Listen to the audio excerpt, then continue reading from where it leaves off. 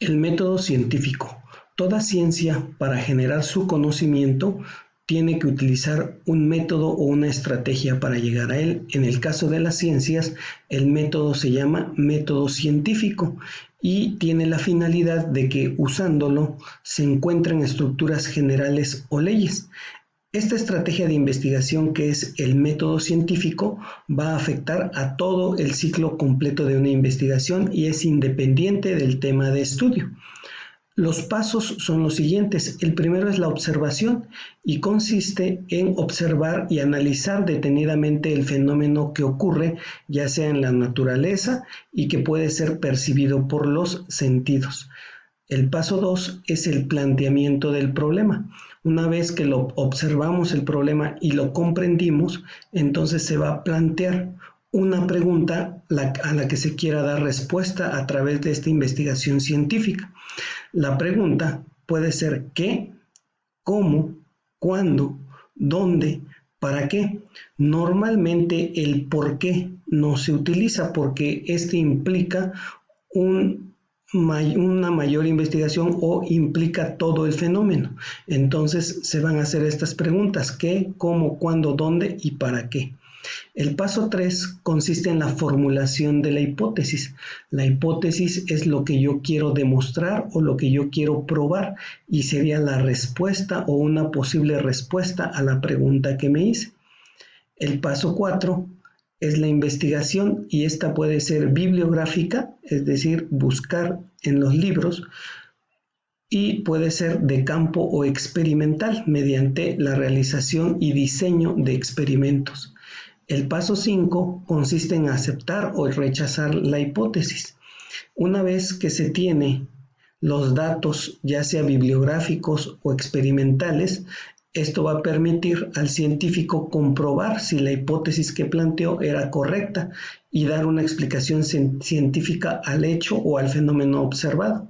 En caso de que estos datos experimentales o bibliográficos rechacen la hipótesis que era planteada, entonces el ciclo de investigación vuelve a comenzar. La emisión de conclusiones consiste en la interpretación de los hechos observados de acuerdo con los datos experimentales o bibliográficos. Y el paso 6 consiste en la formulación de una ley o teoría. Las leyes científicas se integran en teorías. Una teoría científica es una explicación global de una serie de observaciones y leyes interrelacionadas. Un ejemplo de la aplicación del método científico vamos a verlo con el origen de las vacunas.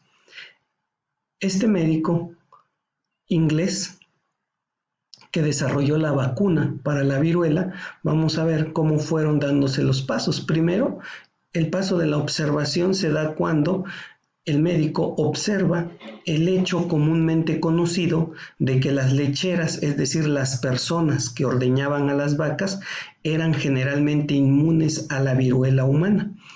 Entonces, después de haber observado este hecho, pasó a la siguiente fase, que es el planteamiento del problema.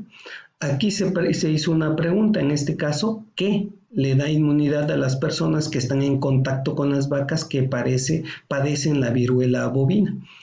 Entonces tuvo que analizar el problema, plantear este problema con la pregunta ¿qué es lo que le da inmunidad? Es decir, ¿qué es lo que hace que a las personas que estén en contacto con algunos animales infectados de viruela vacuna no les dé la viruela humana?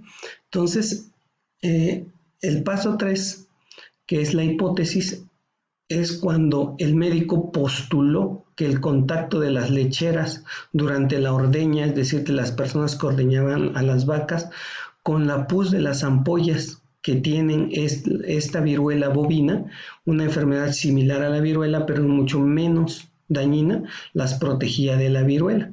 Entonces, esta fue su hipótesis. Luego vino la investigación y esta investigación, aunque actualmente ya no está permitida que lo prueben en humanos, él lo hizo así el 14 de mayo de 1796, probó su hipótesis y le inyectó a un niño de 8 años los virus de la viruela vacuna para ver cómo reaccionaba.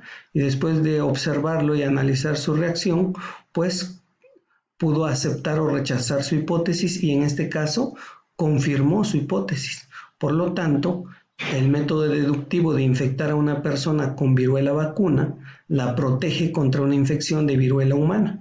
Posteriormente, la comunidad científica pudo repetir los experimentos y obtuvieron los mismos resultados.